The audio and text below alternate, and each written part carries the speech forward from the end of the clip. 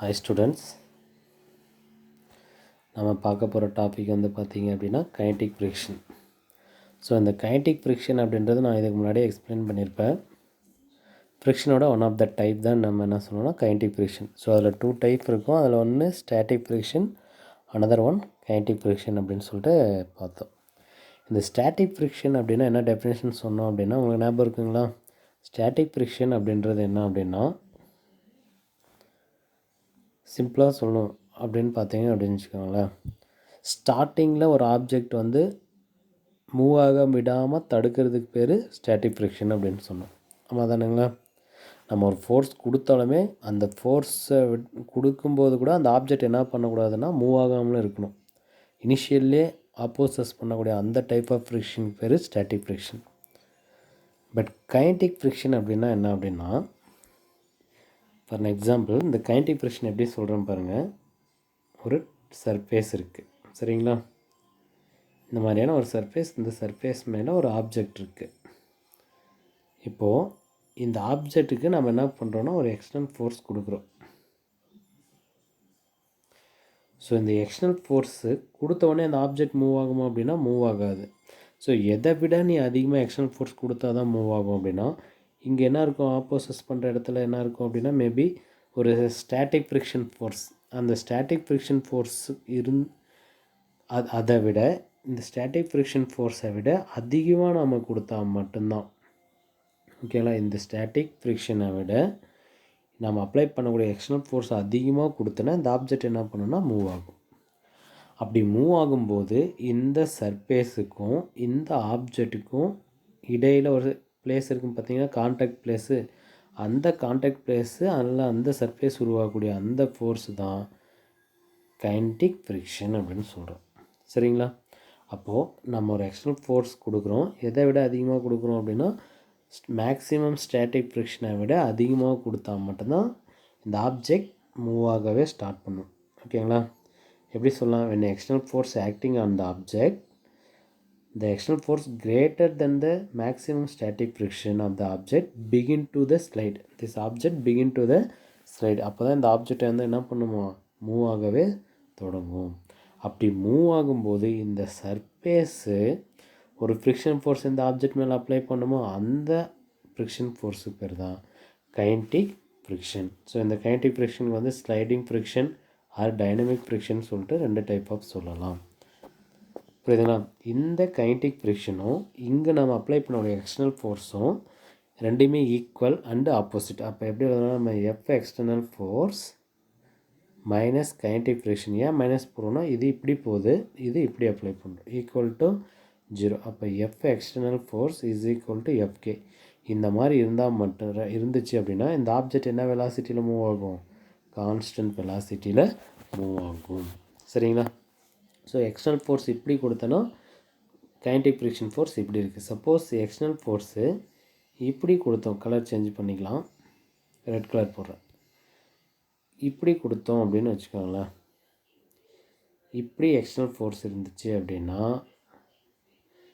இந்த டைரக்ஷன் என்ன இருக்கும் அப்படின்னா கைனடிக் ஃப்ரிக்ஷன் இருக்கும். ஐ மீன் ஃபோர்ஸு ஆப்ஜெக்ட் வந்து இப்படி இருந்துச்சு அப்படின்னா இப்படி போகுதுன்னு சொன்னோமா.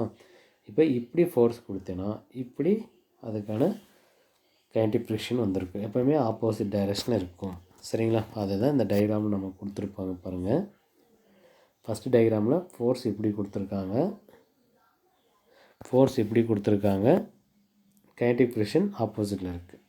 செகண்ட் டயக்ராமில் ஃபோர்ஸ் எப்படி கொடுத்துருக்கு, கைனடிக் ஃப்ரிக்ஷன் அதுக்கு ஆப்போசிட்டாக இருக்குது. ஸோ எக்ஸ்டர்னல் ஃபோர்ஸ் எப்படி கொடுக்குறாங்களோ கைனடிக் ஃப்ரிக்ஷன் அதுக்கு எகெயின்ஸ்டாக இருக்குது. இது இப்படி இருந்தால் இது இப்படி இருக்கும், இது இப்படி இருந்தால் இது இப்படி இருக்கும், சரிங்களா? புரியுதுங்களா? ஸோ நம்ம இந்த கைனடிக் ஃப்ரிக்ஷனுக்கான ரிலேஷன் சொன்னோம். இதுக்கு முன்னாடியே நம்ம சொல்லியிருப்போம். ஃபார் அன் எக்ஸாம்பிள் ஸ்டாட்டிக் ஃப்ரிக்ஷனுக்கான ஒரு கண்டிஷன் சொன்னோம். 0 lesser than or equal to FS lesser than or equal to mu S N. இது ஸ்டாட்டிக் ஃப்ரிக்ஷனுக்கான கண்டிஷன். ஐ மீன் ஜீரோவாக எஃப்எஸ் வந்து ஜீரோவாக இருக்கலாம் மினிமமாக இருந்தால், எஃப்எஸ் மேக்ஸிமமாக இருந்தால் மியூஎஸ் என்னன்னு இருக்கும். பட் கைனடிக் ஃப்ரிக்ஷன் அப்படின்றது என்ன அப்படின்னா, கைனடிக் ஃப்ரிக்ஷன் அப்படின்றது என்னென்னா எஃப்கே ஈக்குவல் டு மியூகேஎன். அப்போ ஒன்லி மேக்ஸிமம் மட்டும்தான் இருக்கும், ஜீரோ இருக்கவே இருக்காது. சரிங்களா? இதில் மியூகே அப்படின்றது நமக்கே தெரியும். மியூகேன்றது coefficient of kinetic friction and என்னன்றது என்னென்னா அந்த நார்மல் ஃபோர்ஸ். இந்த இப்படி வச்சிடறோம் இல்லைங்களா இந்த ஆப்ஜெக்ட்டு, இந்த ஆப்ஜெக்ட் கீழே கிராவிடேஷனல் ஃபோர்ஸ் இருக்குது. இந்த சர்ஃபேஸ் இந்த ஆப்ஜெக்ட் மேலே ப்ரொவைட் பண்ணக்கூடிய ஃபோர்ஸு நார்மல் ஃபோர்ஸ். சரிங்களா? A normal force extracted by the surface on the object. எது மேலே இருக்குன்னா ஆப்ஜெக்ட் மேலே இருக்கும். சரிங்களா? இப்போ இதில் எது அதிகம் அப்படின்னா மியூகே அதிகமாக இல்லை மியூஎஸ் அதிகமாக அப்படின்னு பார்த்தா மியூஎஸ் தான் அதிகமாக இருக்கும். அப்போ மியூகே லெஸ்ஸர் தென் த மியூஎஸ். மியூஎஸ் அப்படின்னா அதிகமாக இருக்குது. எதை விட கம்பேர் பண்ணும்போதுனா மியூகேவோட கம்பேர் பண்ணும்போது அதிகமாக இருக்குது. சரிங்களா? இதுக்கான ரிலேஷன் பாருங்கள். மியூகே லெஸ்ஸர் தென் த மியூஎஸ். இப்போனா என்ன மீனிங்னா this is implies that starting of a motion is more difficult than in maintaining it. அப்போ என்ன meaning? Starting motion is more difficult. Starting motion வந்து ரொம்ப ரொம்ப ரொம்ப அதிகமாக ரொம்ப டிஃபிகல்ட்டாக இருக்குது. எது கூட கம்பேர் பண்ண தென் மெயின்டைனிங் இட். ஓகேங்களா? அது மெயின்டைன் ஆகிடுறதுக்கு அந்த மோஷனை விட ஸ்டார்டிங் மோஷன் தான் ரொம்ப ரொம்ப டிஃபிகல்ட்டாக இருக்கும். சரிங்களா? ஸோ இது ரெண்டுத்துக்கான ஃபியூச்சர்ஸ் என்னென்ன ஃபியூச்சர்ஸ் இருக்குது அப்படின்னு சொல்லிட்டு நமக்கு ஒரு டேபிள் காலம் கொடுத்துருப்பாங்க. அந்த டேபிள் காலத்தில் பார்க்கலாம்.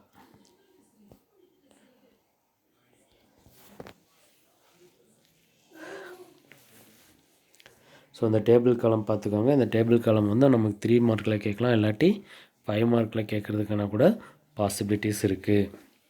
ஸோ இந்த டேபிள் தெரிஞ்சால் போதும், இந்த ஸ்டாட்டிக் ஃப்ரிக்ஷனும் கைனடிக் ஃப்ரிக்ஷனும் ஈஸியாக நம்மளால் அண்டர்ஸ்டாண்ட் பண்ணிக்க முடியும். ஸோ இதில் ஃபஸ்ட்டு பாயிண்ட் பார்க்கலாம். இந்த டேபிளில் ஃபஸ்ட்டு பாயிண்ட் பாருங்கள்.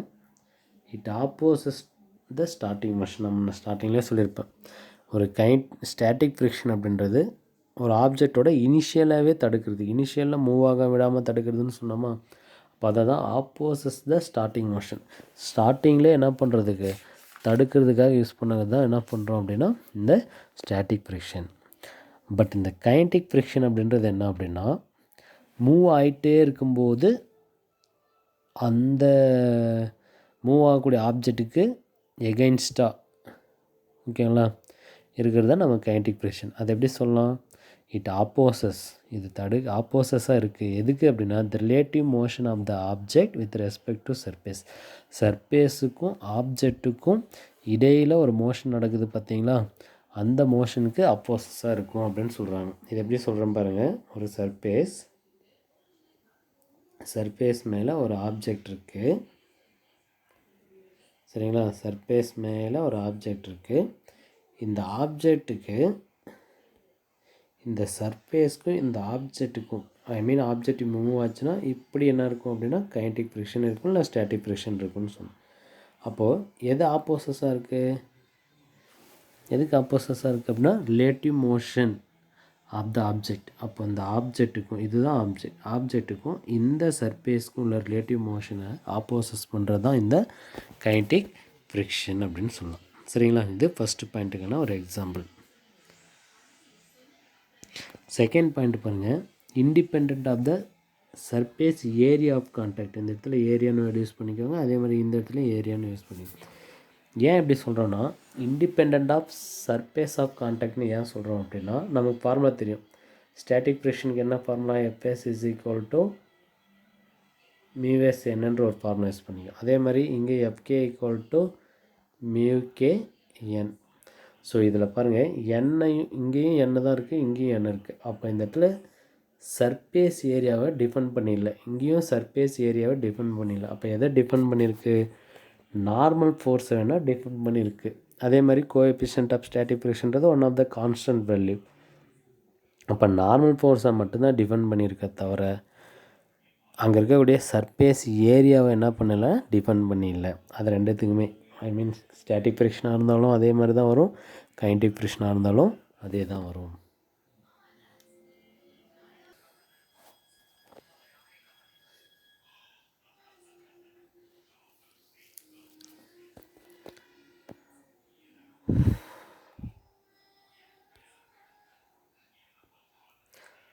அடுத்தது இந்த பாயிண்ட் பாருங்கள்.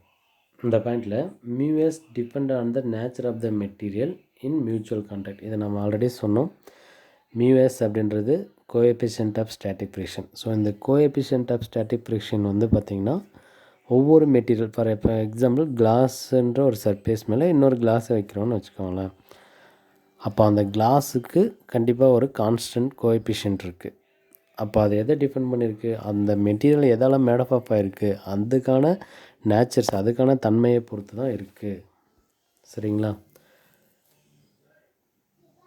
ஆனால் இங்கே கைனடிக் ஃப்ரிக்ஷன் வந்து பார்த்திங்க அப்படின்னா நேச்சர் ஆஃப் த மெட்டீரியல்ஸையும் டிபெண்ட் பண்ணியிருக்கு அண்டு டெம்பரேச்சரையும் டிபெண்ட் பண்ணியிருக்கு. And temperature of the surface temperature of the surface. ஏன் அப்படி சொல்கிறாங்கன்னா, இப்படி சர்ஃபேஸ் மேலே இந்த ஆப்ஜெக்ட் மூவ் ஆகுதா, அப்போ மூவ் ஆகும்போது இந்த சர்ஃபேஸுக்கும் இந்த ஆப்ஜெக்ட்டுக்கும் உள்ள கான்டாக்ட் பாயிண்டில் என்ன பண்ணணும் அப்படின்னா உரசும். ஐ மீன் ஃப்ரிக்ஷன் ப்ரொடியூஸ். அப்போ ஃப்ரிக்ஷன்னா கண்டிப்பாக என்ன பண்ணும், ஹீட் இருக்குமா, ஹீட் மீன்ஸ் டெம்பரேச்சர் அந்த இடத்துல இருக்கும் அப்படின்றது அர்த்தம். சரிங்களா? அடுத்தது depends on the magnitude of applied force. Depends on the magnitude of applied force but independent of the magnitude of applied force. இதுக்கு நம்ம ஒரு கிராஃப் கொடுத்துருப்பாங்க கீழே. ஸோ அந்த கிராஃபை வச்சு ஈஸியாக எக்ஸ்பிளைன் பண்ணிடலாம். கவனிங்க, ஸ்டாட்டிக் ஃப்ரிக்ஷன்னா அப்ளைடு ஃபோர்ஸை டிபெண்ட் பண்ணியிருக்கோம். ஆனால் இதுக்கு என்னவாக இருக்கும், கைனடிக் ஃப்ரிக்ஷன்னா அப்ளைடு ஃபோர்ஸை வந்து இண்டிபெண்ட்டாக இருக்கும். சரிங்களா? அது என்னன்னு சொல்லி நம்ம பார்க்கலாம். ஸோ இந்த கிராஃப் யூஸ் பண்ணிக்கலாம். இந்த கிராஃபில் பாருங்கள், எக்ஸ்டர்னல் ஃபோர்ஸ், இந்த எஃப் எக்ஸ்டர்னல் ஃபோர்ஸ் இங்கே ஜீரோவில் இருக்குது, இது ஜீரோன்னு வச்சுக்கோங்க. இது எஃப் எக்ஸ்டர்னல் ஃபோர்ஸ், ஐ மீன் எக்ஸ்டர்னல் ஃபோர்ஸு. இங்கே என்ன இருக்குது, ஸ்டாட்டிக் ஃபோர்ஸ், ஸ்டாட்டிக் ஃப்ரிக்ஷன், இங்கே கைனடிக் ஃப்ரிக்ஷன். ஸோ இங்கே பாருங்கள், ஃபஸ்ட்டு 1 நியூட்டன் நம்ம அப்ளை பண்ணுறோம். அப்போ இதுவும் என்ன பண்ணோம், 1 நியூட்டன் இன்க்ரீஸ் ஆகிருக்கா, இங்கே 2 நியூட்டன் கொடுக்குறோம். அப்போ இதுக்கு நேராக இங்கே 2 நியூட்டன், இங்கே 3 நியூட்டன் கொடுக்குறோம். அப்போ இங்கே நேராக அப்போ 3 நியூட்டன்ற எக்ஸ்டர்னல் ஃபோர்ஸ் நம்ம கொடுத்தோம் அப்படின்னா இந்த ஸ்டாட்டிக் ஃப்ரிக்ஷன் எவ்வளோ போச்சு, மேக்ஸிமம் லெவலுக்கு ரீச் ஆயிடுச்சு. அப்போ எப்போ எக்ஸ்டர்னல் ஃபோர்ஸ் இன்க்ரீஸ் பண்ண ஸ்டாட்டிக் ஃப்ரிக்ஷன் என்ன ஆகிட்டே இருக்குது, இன்க்ரீஸ் ஆகிட்டே இருக்குது. புரியுதுங்களா? அப்போ எதை டிபெண்ட் பண்ணியிருக்கு, எக்ஸ்டர்னல் ஃபோர்ஸை இந்த ஸ்டாட்டிக் ஃப்ரிக்ஷன் என்ன ஆகிட்டு இருக்குன்னா டிபெண்ட் பண்ணியிருக்கு. ஏன்னா இதுவும் இன்க்ரீஸ் ஆகுது, இதுவும் இன்க்ரீஸ் ஆகுது. அப்போ டிபெண்ட் பண்ணி இருக்குது அப்படின்றது அர்த்தம். சரிங்களா? இதே கிராஃபில் அந்த எஃப் எக்ஸ்டர்னல் ஃபோர்ஸ் நம்ம கொடுத்துட்டே இருக்கும்போது இன்க்ரீஸ் ஆகிடுச்சின்னு சொன்னோமா, எவ்வளோ வரையும் இன்க்ரீஸ் ஆகிடுச்சு பாருங்கள், ஒரு மேக்ஸிமம் வேல்யூ இன்க்ரீஸ் ஆகிடுச்சு.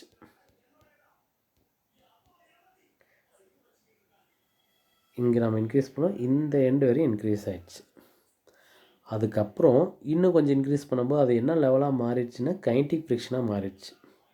அப்போ பாருங்கள், கைனடிக் ஃப்ரிக்ஷன் இது இன்க்ரீஸ் பண்ணிட்டே இருக்கும். பட் ஆனால் கைனடிக் ஃப்ரிக்ஷன் என்னவா ஆகிட்டுருக்கு பாருங்கள், அப்படியே கான்ஸ்டன்ட் நேராக ஒரே கூடாக இருக்குது. அப்படின்னா என்ன அர்த்தம், எஃப் எக்ஸ்டர்னல் ஃபோர்ஸ் நம்ம இன்க்ரீஸ் பண்ணாலுமே கைனடிக் ஃப்ரிக்ஷன் எந்த ஒரு சேஞ்சஸுமே கிடையாது, அப்படியே நேராக கான்ஸ்டண்ட்டாக இருக்குது. புரியுதுங்களா?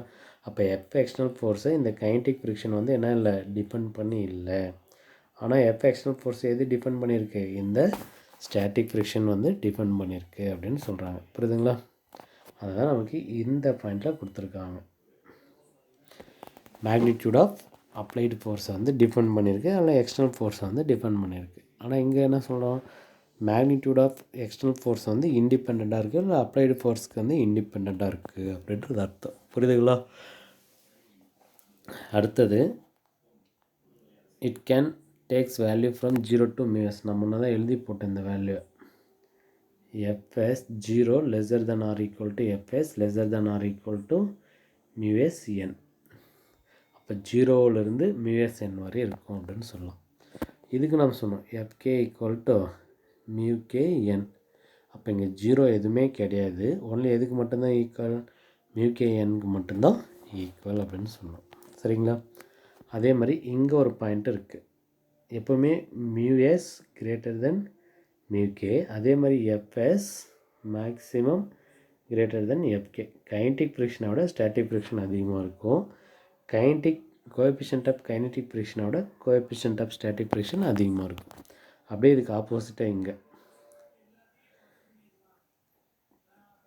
எப்படி எழுதலாம் பாருங்கள், coefficient of kinetic friction is lesser than the coefficient of static friction. இந்த பாயிண்ட்டு இதுக்கு என்ன எழுதுவோம்? Kinetic friction is lesser than the static friction maximum. சரிங்களா? இதுக்கு எகெயின்ஸ்டாக அப்படியே நம்ம இதுக்கு எழுதிக்கிறோம். ஸோ இந்த கொஸ்டின் ரொம்ப ரொம்ப இம்பார்ட்டண்ட், பார்த்துக்குவாங்க.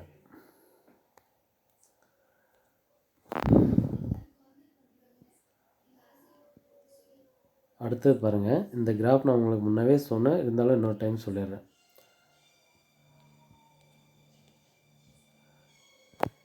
எப்படி எல்லாமே வேரியேஷன் ஆகுது, அதாவது எப்படியெல்லாம் வேரி ஆகுது, கைனடிக் ஃப்ரிக்ஷன் ஸ்டாட்டிக் ஃப்ரிக்ஷன் ஃபோர்ஸும் எப்படியெல்லாம் வேரி ஆகுது அப்படின்னு சொல்லி பார்க்கலாம். நான் முன்னே சொன்னேன், எக்ஸ்டர்னல் ஃபோர்ஸ் கொடுக்க கொடுக்க ஸ்டாட்டிக் ஃப்ரிக்ஷன் ஃபோர்ஸும் இன்க்ரீஸ் ஆகுது. ஒரு மேக்ஸிமம் வேல்யூ இன்க்ரீஸ் ஆகிடுச்சு, மேக்ஸிமம் வேல்யூக்கு இன்க்ரீஸ் ஆகிடுச்சு. அதுக்கு கீழே இன்க்ரீஸ் பண்ணால் அப்போ என்ன ஆகுது? அப்படியே குறைஞ்சி இந்த இடத்துல இருந்து அப்படியே கீழே குறைஞ்சி கைனடிக் ஃப்ரிக்ஷனாக மாறிடுச்சு. கைனடிக் ஃப்ரிக்ஷன் எப்படி இருக்குன்னா கான்ஸ்டண்ட்டாக இருக்குது. அப்போ இதில் எது அதிகம் இருக்குது? எஃப்எஸ் மேக்ஸிமம் கிரேட்டர் தென், எதை விட அதிகமாக இருக்குது? இது பாருங்கள், அப்படியே லைன் போட்டிங்கன்னா இங்கே வருதா? அப்போ எஃப்கேவோட எஃப்எஸ் மேக்ஸிமம் தான் என்னவாக இருக்குது? அதிகமாக இருக்குது. சரிதுங்களா? எல்லாமே இது கான்ஸ்டண்ட்டாக இருக்குது அப்படின்றது அர்த்தம். ஃபார் அதை தான் இங்கே கொடுத்துருப்பாங்க. Static friction increases linearly with external applied force அப்போ till reach the maximum value apply ஆக வரையுமே, மேக்ஸிமம் வேல்யூ அடையும் வரையுமே எக்ஸ்டர்னல் ஃபோர்ஸை நம்ம அப்ளை பண்ணிட்டே இருக்கோம். If the object begins to move then the kinetic friction is slightly lesser than the maximum static friction. இப்போ அந்த ஆப்ஜெக்ட் மூவ் ஆகும்போது கைனடிக் ஃப்ரிக்ஷன் எதை விட கம்மியாகிடுது? கொஞ்சமாக மேக்ஸிமம் ஸ்டாட்டிக் ஃப்ரிக்ஷனோட கம்மியாக இருக்குது. அப்படின்னா என்ன அர்த்தம்? Kinetic friction is constant. So அதனால் independent of applied force. Applied ஃபோர்ஸ்க்கு வந்து என்னவாக இருக்குன்னா இண்டிபெண்ட்டாக இருக்குது. இந்த பாயிண்ட்லாம் நம்ம முன்னாடியே எக்ஸ்பிளைன் பண்ணிகிட்டு இருந்தோம். சரிங்களா?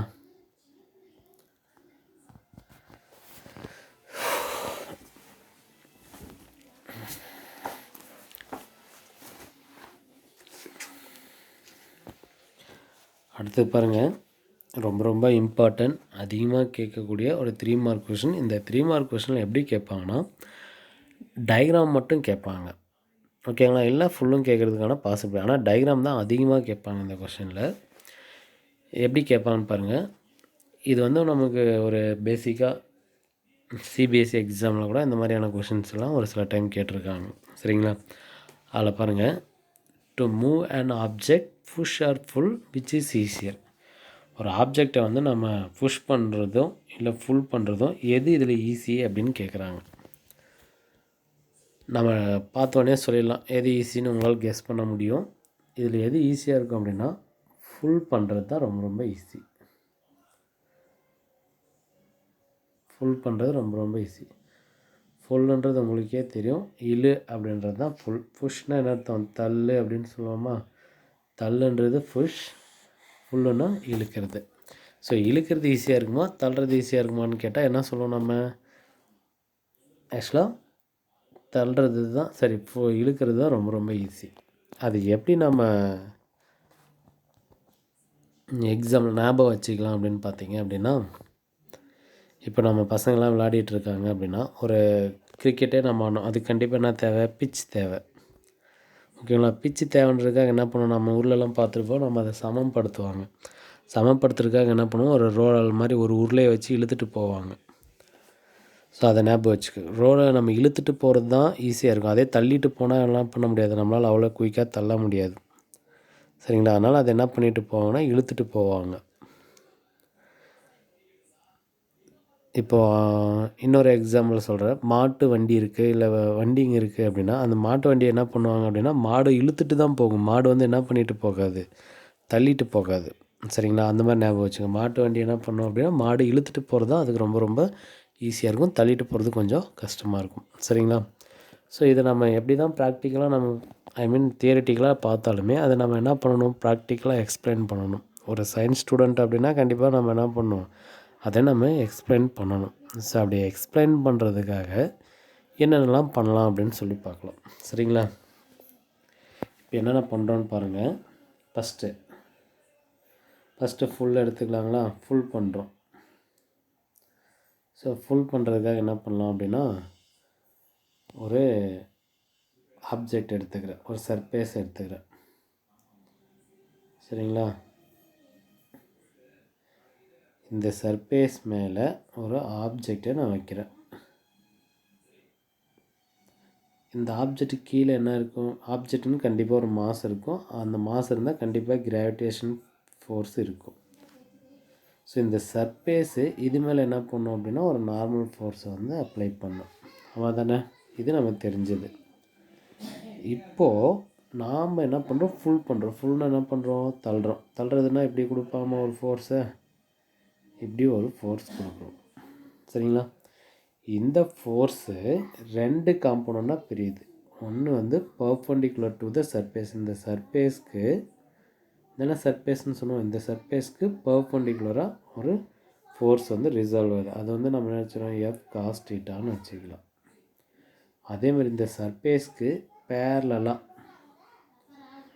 எஃப் சைன் தீட்டா அப்படின்றது பிரியுது. அப்போ இந்த எஃப்பும் இந்த எஃப் காஸ் தீட்டா மேக் பண்ணக்கூடிய ஆங்கிள் தீட்டான்னு வச்சுக்கலாம்.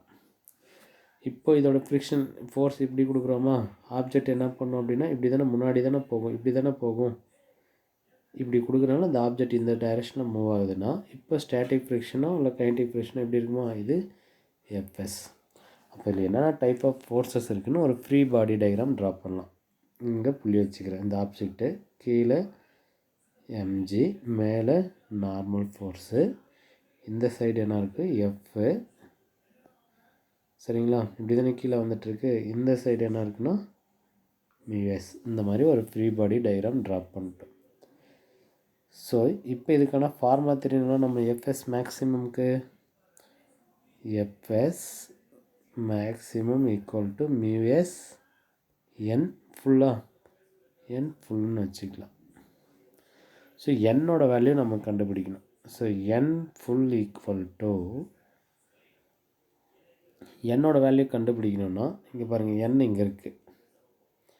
அப்போ என்னன்றது எது எதெல்லாம் நான் என்ன ஃபோர்ஸு என்னுக்கு ஈக்குவல் அண்ட் ஆப்போசிட்டில் என்ன இருக்குது? எம்ஜி இருக்குது. N equal to MG plus இந்த எம்ஜியோட டைரக்ஷனில் இன்னொரு ஃபோர்ஸ் இருக்குது பாருங்கள். இந்த எஃப் காஸ் தீட்டா அப்படியே டாட்டாக போடுங்க. எதோட டைரக்ஷனில் இருக்குது பாருங்கள். எம்ஜியும் காஸ் தீட்டாவும் எந்த டைரக்ஷன் இருக்குது? ஒரே டைரக்ஷன் இருக்குது. அதனால் இதை என்ன பண்ணிக்கலாம்? நம்ம ஆட் பண்ணிக்கலாம். எம்ஜி எஃப் காஸ் தீட்டா இதை எடுத்துன்னு போய் இங்கே சப்ஸ்டியூட் பண்ணிங்கன்னா என்ன வரும்? FS maximum equal to mu S into என்னோட வேல்யூ என் ஃபுல்லோட வேல்யூ என்னது? MG plus F cos theta. இது ஈக்குவேஷன் நம்பர் 1ன்னு வச்சுக்கலாம். புரியுதுங்களா? இது என்னென்ன பண்ணோம் அப்படின்ட்டு இதே மாதிரி புஷ் பண்ணுறதுக்கு கண்டுபிடிக்கலாம். சரி, ஃபுல் பண்ணுறது கண்டுபிடிக்கலாம். சரி, இவ்வளோ நேரம் ஃபுல் சொல்லியிருந்தேன். சரி, அந்த புஷ்ன்றதை சரி ஃபுல்லுன்றதை எடுத்துகிட்டு புஷ்ன்னு மாற்றிக்குவாங்க. இவ்வளோ நேரம் கொடுத்ததெல்லாம் புஷ். ஏன்னா புஷ்ன்னா தானே முன்னாடி தள்ளுறது. இப்போ நம்ம ஃபுல் பண்ணலாம். ஃபுல் பண்ணுறதுக்கு அதே மாதிரி ஒரு ஆப்ஜெக்ட் இருக்குது, சர்ஃபேஸ் இருக்குது, அது மேலே வச்சுருக்கோம். கீழே கிராவிடேஷன் ஃபோர்ஸு என்னன்றது நார்மல் ஃபோர்ஸ். இப்போ தள்ளுறது அப்படின்னா இழுக்கிறதுனா இப்படி இழுத்துன்னு போகலாமா? இது ஃபுல்லாக முன்ன புஷ் சொல்லிட்டு மாற்றி சொல்லிட்டேன். முன்ன புஷ்ஷு எல்லாமே ஓகே, அந்த வேர்டு மட்டும் மாற்றிக்கணும். இப்போ ஃபுல் பண்ணுறோம். சரிங்களா? முன்ன ஃபுல் புஷ் பண்ண பதிலாக ஃபுல்லுன்னு சரி ஃபுல் பண்ணுறது பதிலாக சரி புஷ்ன்றது பதிலாக ஃபுல்லுன்னு சொல்லிட்டேன். இப்போ என்ன பண்ணலாம்? ஃபுல் பண்ணலாம். இப்படி இழுக்கிறோம். இப்படி இழுக்கும்போது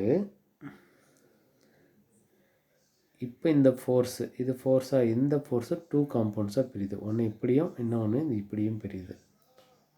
சரிங்களா? இப்போ இந்த எஃப் இந்த சர்ஃபேஸ்க்கு பர்பெண்டிகுலராக இருக்கிறது என்ன வச்சுக்கிட்டோம்? எஃப் காஸ் தீட்டான்னு வச்சுக்கிட்டோம். இது பேரலாக இருக்கிறது எஃப் சைன் தீட்டா. மேக் பண்ணக்கூடிய ஆங்கிள் தீட்டா. சரிங்களா? ஸோ இப்போ அதே மாதிரி ஃப்ரீ பாடி டயக்ராம் ட்ராப் பண்ணுறோம். ஃப்ரீ பாடி டயக்ராம் ட்ராப் பண்ண என்ன பண்ணோம்? கீழே எம்ஜி, மேலே நார்மல் ஃபோர்ஸு, இப்படி ஒரு ஃபோர்ஸ் இருக்குது எஃப்பு.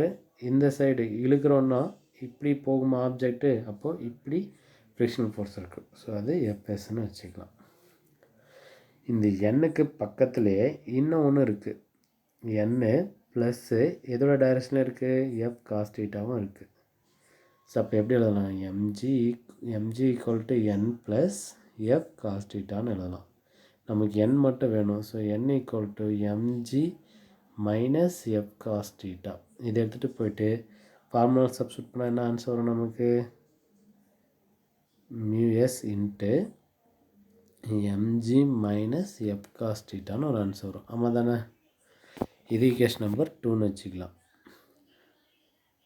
அப்போ ஈக்குவேஷன் நம்பர் 1ஐயும் ஈக்குவேஷன் நம்பர் 2ஐயும் பாருங்கள். ஈக்குவேஷன் நம்பர் என்ன எழுதணும்? FS maximum equal to mu S into இந்த எண்ணுக்கு போல் என்ன சப்ஸ்டியூட் பண்ணலாம்? MG plus F cos theta. இது ஈக்குவேஷன் நம்பர் 1ன்னு சொன்னோம். அப்போ FS maximum equal to mu S into MG minus F cos theta. இது ஈக்குவேஷன் நம்பர் 2. இங்கே பாருங்கள், இது ப்ளஸில் இருக்குது, இது மைனஸில் இருக்குது. ஸோ ப்ளஸில் இருக்கிறது கொஞ்சம் கஷ்டமான இருக்கிறதுன்றது அர்த்தம். ஐ மீன் ஃப்ரிக்ஷன் வேல்யூ அதிகமாக இருக்குன்றது அர்த்தம். ஓகேங்களா?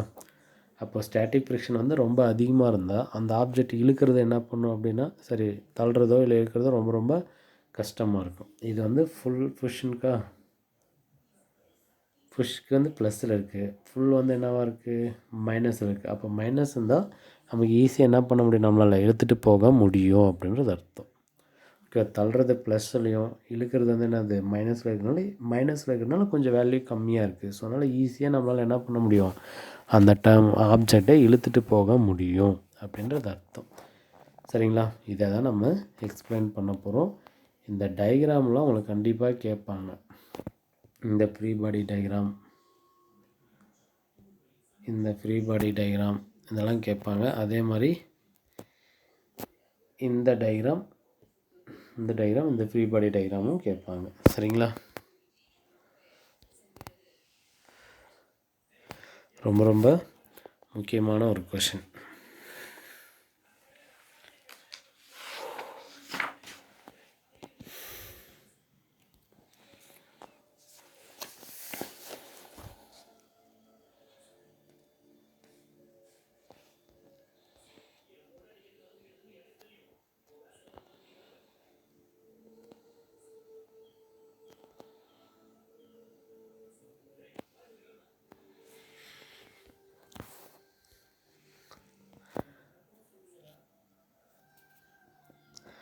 அடுத்தது பாருங்கள், ஆங்கிள் ஆஃப் ஃப்ரிக்ஷன்.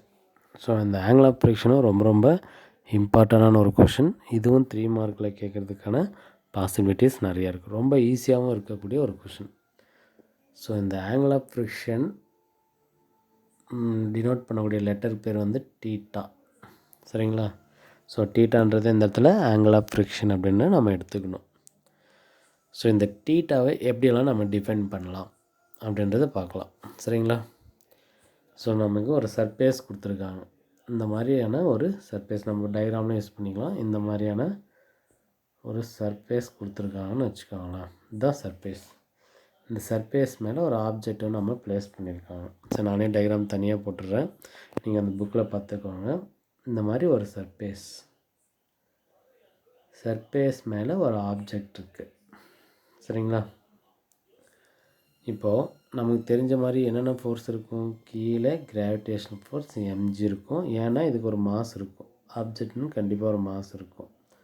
அதனால் ஒரு கிராவிடேஷனல் ஃபோர்ஸ் டவுன்வர்ட் டைரக்ஷனில் ஆக்ட் ஆகிட்டு இந்த சர்ஃபேஸு இது மேலே ஒரு ஃபோர்ஸை வந்து ப்ரொவைட் பண்ணும். அது நார்மல் ஃபோர்ஸ். சரிங்களா? எல்லாமே வெக்டர் குவான்டிட்டி. இப்போது இந்த டைரெக்ஷனில் ஒரு ஃபோர்ஸ் கொடுக்குறோம். ஐ மீன் இப்படி ஒரு ஃபோர்ஸ் நம்ம எக்ஸ்டர்னல் ஃபோர்ஸை அப்ளை பண்ணுறோம். அப்போ ஆப்ஜெக்ட் இப்படி தானே மூவ் ஆகும். இப்படி மூவ் ஆச்சுன்னா இந்த டைரெக்ஷன் என்ன ஃபோர்ஸ் ப்ரொடியூஸ் ஆகும்? நமக்கு மேக்ஸிமம் ஸ்டாட்டிக் ஃப்ரிக்ஷன் வந்து ப்ரொடியூஸ் ஆகும். சரிங்களா? இப்போ பாருங்கள், இந்த நார்மல் ஃபோர்ஸும் இந்த மேக்ஸிமம் ஸ்டாட்டிக் ஃப்ரிக்ஷன் ஃபோர்ஸுக்கும் ஒரு ரிசல்டன்ட் ஃபோர்ஸ் வந்து வருது. சரிங்களா? இது ஆர் வெக்டார், இதுவும் எஃப் வெக்டார்.